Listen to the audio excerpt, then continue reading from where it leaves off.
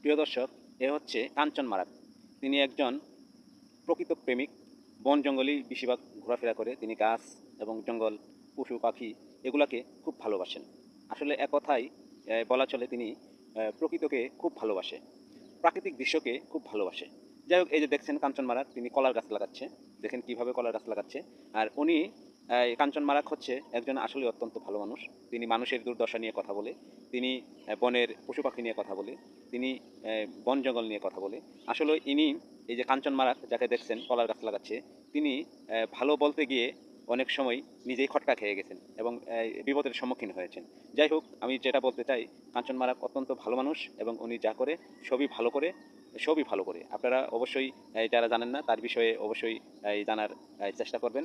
তিনি একজন লেখক, তিনি একজন ভালো লেখক এবং তিনি সাংবাদিকতাও করেছেন কিছুদিন।